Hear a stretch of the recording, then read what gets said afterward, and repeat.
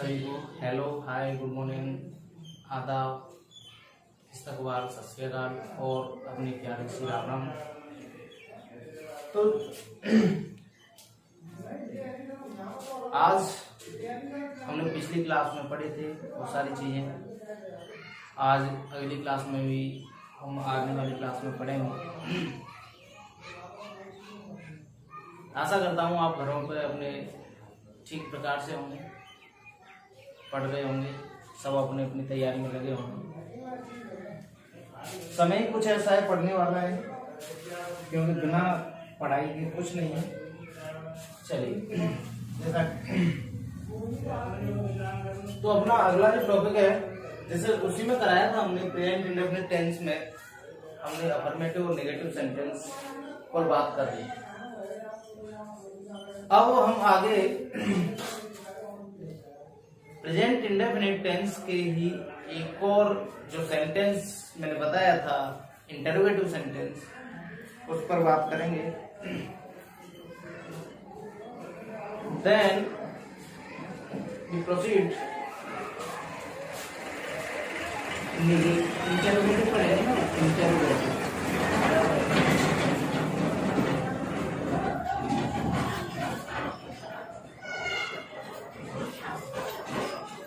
Interrogative sentence, और इसका मतलब होता है प्रश्नवाचक वाक्य। क्या होता है मेरे लिए? प्रश्नवाचक वाक्य। ठीक है साहब, ये भी जान गए कि इसका प्रश्नवाचक होता है और इसे अंग्रेजी में इंटरोगेटिव कहते हैं। लेकिन व्हाट प्रश्नवाचक, व्हाट इंटरोगेटिव क्या है? तो जब हम इंटरोगेटिव की बात करते हैं तो इसके अंतर्गत आपको ध्यान रखना है कि हिंदी वाक्यों के अंतर्गत आपको कुछ ऐसे शब्द होंगे जिनके माध्यम से किसी न किसी प्रकार का आपसे प्रश्न किया जाता है। यानी जिन वाक्यों में आपसे प्रश्न किया जाता है, आपसे कुछ पूछा जाता है, वो सभी सेंटेंस इंटरोगेटिव सेंटेंस की कैटेगरी में रखे जाते हैं। बात आती है एक काल को लेकर, एक समय को लेकर, तो प्रेजेंट इंडेफिनिट टेंस में हमें प्रश्नवाचक वाक्य पढ़ना है।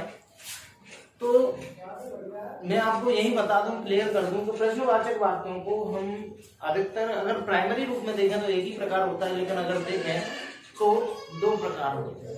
प्राइमरी मतलब जैसे पहला जो है तो सबसे पहले को लिख लेते हैं और उसका ही नियम लिख लेते हैं। ठीक है, पहला जो है, पहला है क्या से शुरू होने वाले वाक्य। दो तरह से होते हैं ना, तो क्या से शुरू होने वाले वाक्य।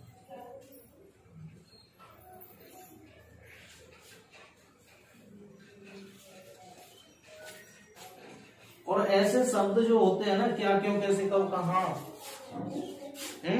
व्हाई, वेयर, व्हेन, व्हाट, ये सब प्रोनाउन की कैटेगरी में, प्रोनाउन में आते हैं और इंटरोगेटिव प्रोनाउन के अंतर्गत आते हैं। तो हम इन्हें शॉर्ट में या यहाँ पे इंटरोगेटिव प्रोनाउन करके भी व्यक्त एक्सपोज कर सकते हैं। ठीक है, तो इसमें थोड़ा सा लिख लेते हैं पहले कि जब हिंदी वाक्य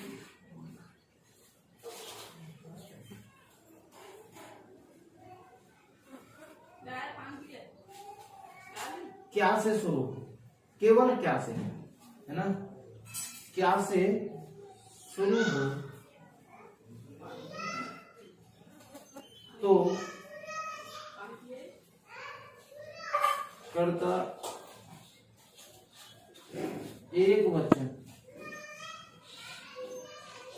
के साथ केवल डज तथा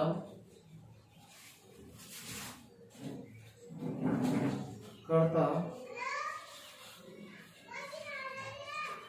बहुवचन के साथ डू लगाते हैं।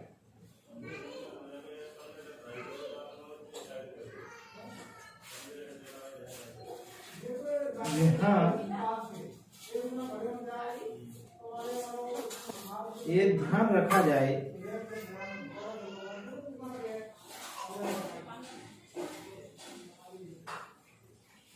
कि क्या की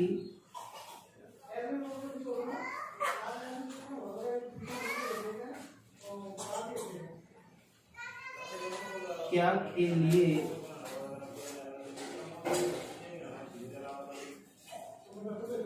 अन्य किसी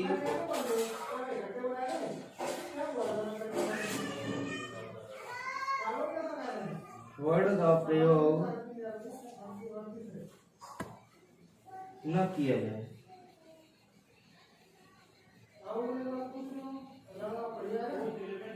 केवल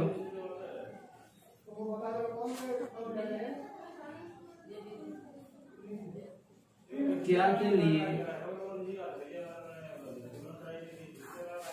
डू या डज का ही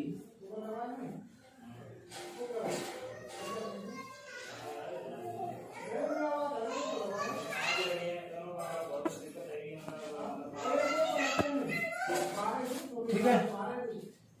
यानी कि हमें ध्यान रखना है कि जैसे क्या के अंग्रेजी वोट नहीं लगानी है।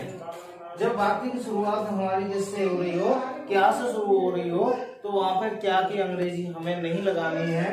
हमें ये ध्यान रखना है और हमें उसके लिए क्या यूज करना है, डू और डज का यूज करना है माय डियर। सबसे पहले हमें जब क्या की शुरुआत, इन बाकी की शुरुआत क्या हो रही है ना, तो शुरुआत भी हमें इंग्लिश सेंटेंस की डू और डज से ही करनी है। इसको हम फॉर्मूले के माध्यम से समझेंगे। तो पहले नियम के लिए पहला फॉर्मूला क्या होगा, देखिए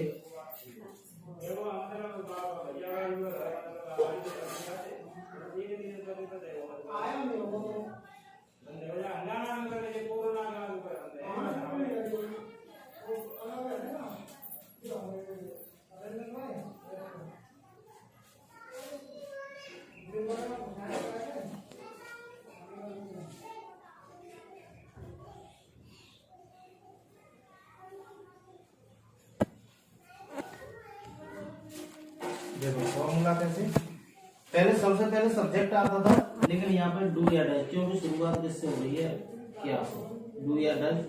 फिर उसके बाद सब्जेक्ट आएगा अपना, प्लस उसके बाद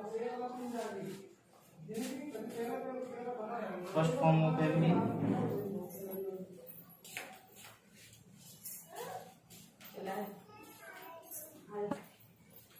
प्लस ऑब्जेक्ट, प्लस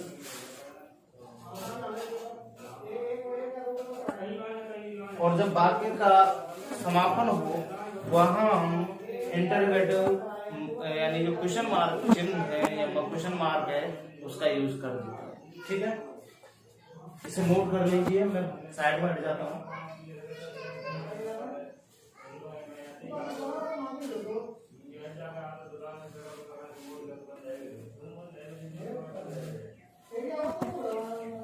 ये कुछ कमेंट आ रही है, शायद ये दिखाई नहीं दे रहा है ना, तो ऐसा करते हैं, इसे ऊपर लिख देते हैं। ठीक है, इसे ऊपर लिख देते हैं, इधर लिख देते हैं।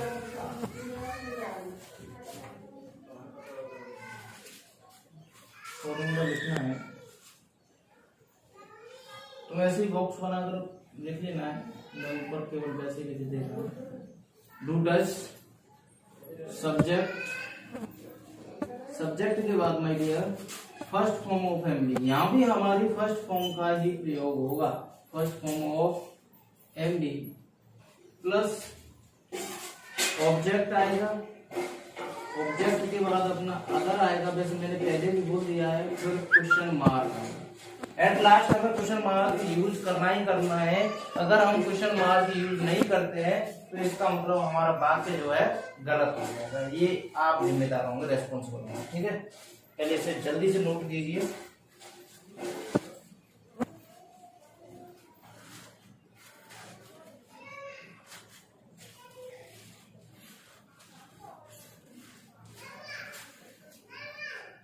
तब तक यहां से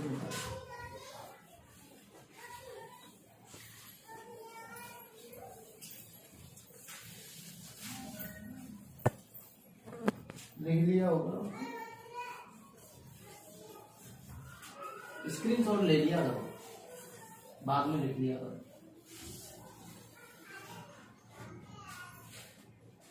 अब देखो एक एग्जांपल देखते हैं, ठीक है। क्या राधा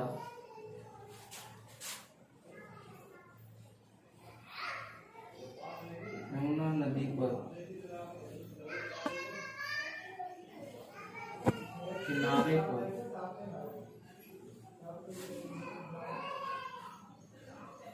मधुर गीत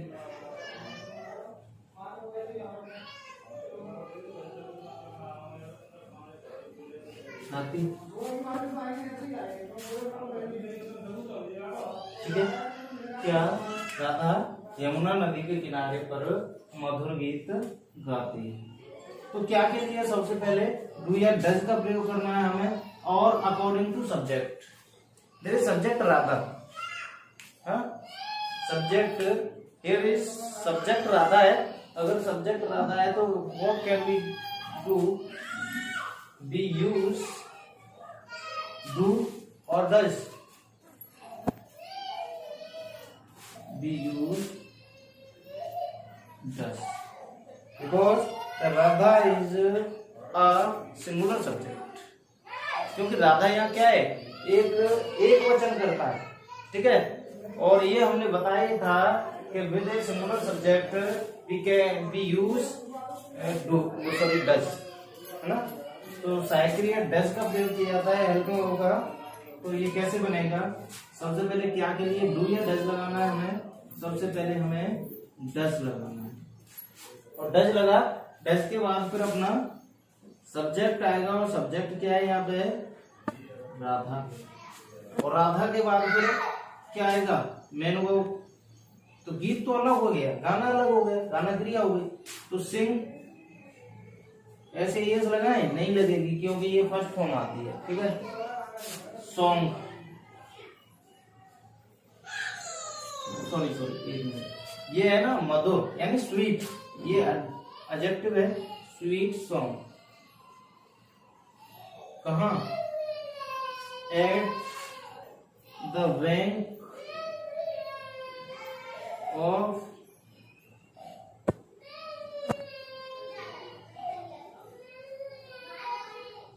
द, चाहे तो यमुना रिवर कर लो, ये रिवर यमुना, ये ऑफ द यमुना रिवर, ठीक है।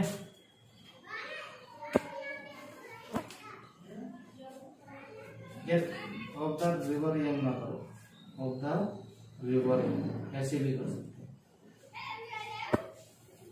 यहाँ पर बाई बड़ी बनेगी क्योंकि नदी का नाम है, ठीक है। ऑफ द रिवर यानी यमुना नदी के किनारे पैदा, ठीक है। ये तो हो गया अपना। अब ये सही है, बात बिल्कुल गलत होगा, क्योंकि यहाँ पे हमने क्वेश्चन मार्क नहीं लगाया, ठीक है। अब सही है। ऐसे बहुत सारे उदाहरण हैं, जैसे क्या राम पेड़ काटता है, तो does Ram cut the tree. एक और लें, जैसे क्या मैं तुम्हें अंग्रेजी पढ़ाता हूँ।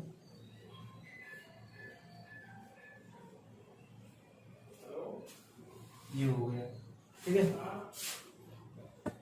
एक ये हो गया। तो ये भी बनाना है हमें। तो सबसे पहले मैं बहुवचन do, I teach you English, अच्छा इंग्लिश टू, ठीक है, ऐसे भी। तो ये तो हो गए कुछ एग्जाम्पल्स है, अगर लिखना चाहे तो लिख लो।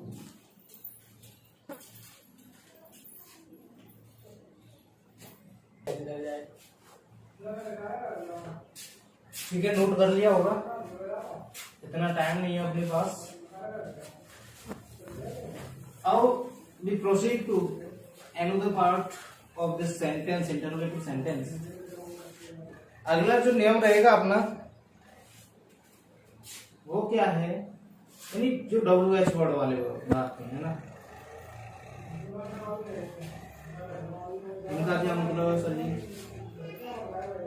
इनसे मतलब क्या है कि यानी जो WH वर्ड वाले बात है, यानी अभी तो हमने पढ़ा था कि जो क्या से शुरू होते हैं ना, शुरुआत किससे होती है? क्या से शुरू होती है।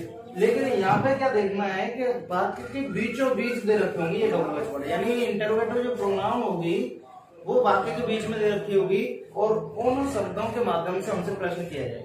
ठीक है, एक तो सीधे सीधे किया जाता है कि क्या लगाकर शुरुआत में लगा देते हैं, लेकिन कुछ वाक्यों में शब्दों के बीच में, जैसे तुम क्या करते हो, तुम कहाँ रहते हो, मैं क्या खाता हूँ, तुम कौन हो, वह कौन है, तुम कैसे हो, यानी ऐसे जो वाक्य होते हैं उनके बीच में इंटरोगेटिव वर्ड दे रखे होते हैं। तो सबसे पहले हम थोड़ा सा पढ़ यानी इसमें लिख लेते हैं। जब हिंदी वाक्य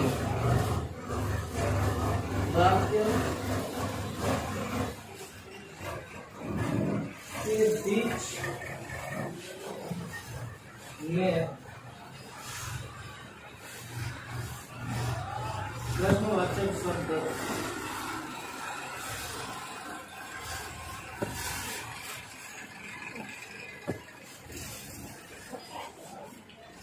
दिए हों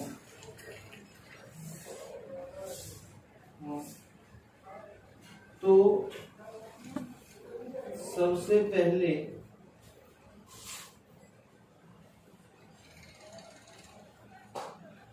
उन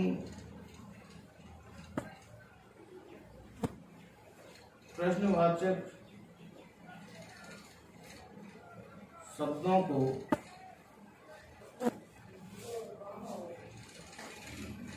वाक्य की शुरुआत में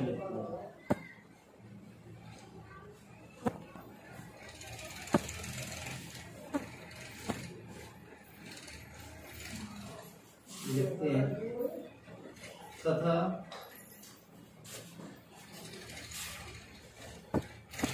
वाक्य में सहायक क्रिया संबंधी नियम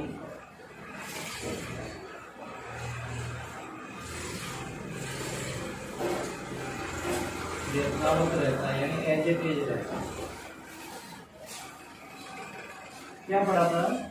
कर्ता एक वचन के साथ डज लगाते हैं, कर्ता बहुवचन के साथ डू लगाते हैं, ऐसे ही इसमें लगाएंगे। लेकिन इसमें बस इतना अंतर है कि जो प्रश्नवाचक शब्द थे ना अपने, हमें उन शब्दों को प्रश्नवाचक शब्दों को इंग्लिश में ट्रांसलेट करते समय सबसे पहले लिखना है, फिर उसके बाद सहायक क्रिया, उसके बाद सब्जेक्ट, उसके बाद फर्स्ट फॉर्म ऑफ एनवी, फिर उसके बाद object other plus question mark, है ना, इस तरीके से लिखना है। तो सबसे पहले एक एग्जांपल ले लेते हैं समझने के लिए। ठीक है, नहीं फॉर्मूला लिखते हैं, फॉर्मूला लिख लीजिए, फिर उससे सरलता हो जाती है।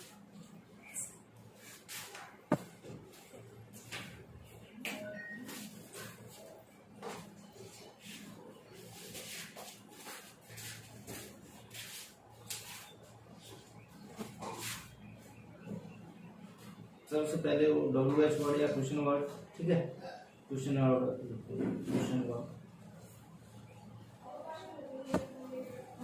WH वर्ड भी कहते हैं, प्लस या does plus subject plus first form of NV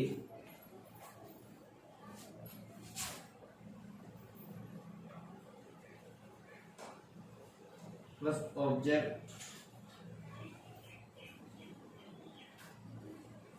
plus other. ठीक है, ये होता है। करिए नोट। आगे से हट जाता हूँ।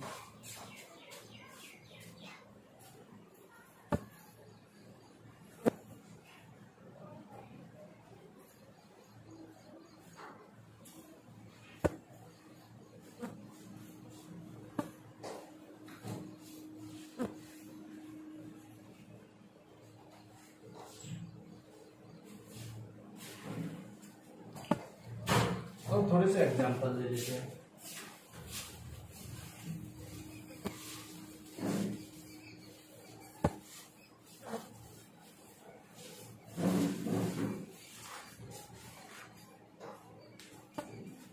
जैसे एग्जांपल सबसे पहला लें, वही ले लें।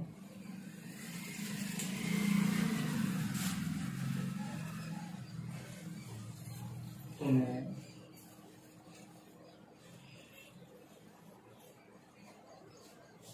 गणित तो कौन पढ़ाता है?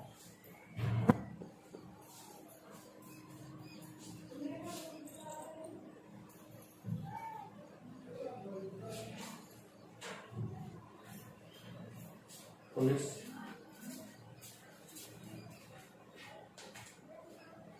चोर का पीछा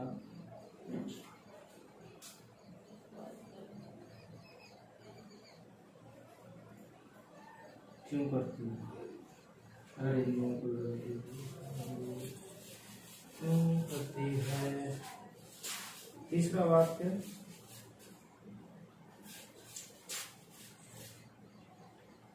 तुम आजकल कहाँ रहते हो?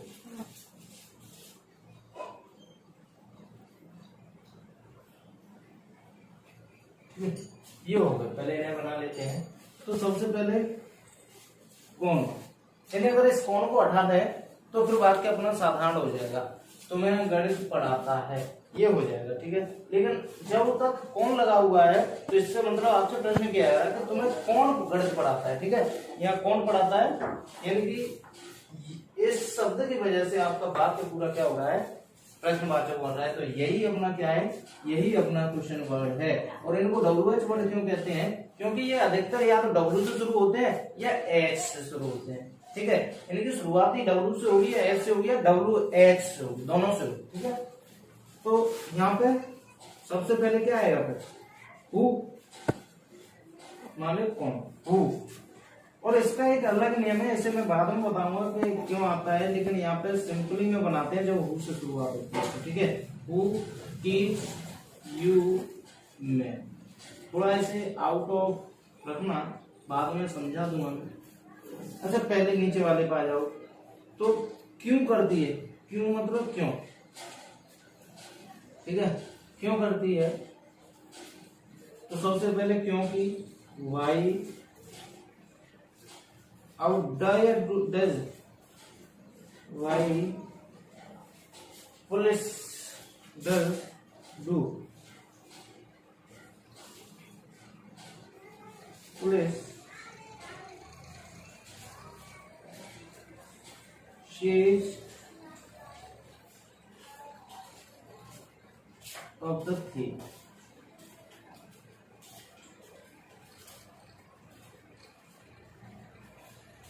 ठीक है, क्यों करती है। फिर तुम कहाँ रहते हो, यानी where do you live now this, ठीक है। ये हो गया अपनी बात, ये तो हो गया अपने इंटरोगेटिव सेंटेंस।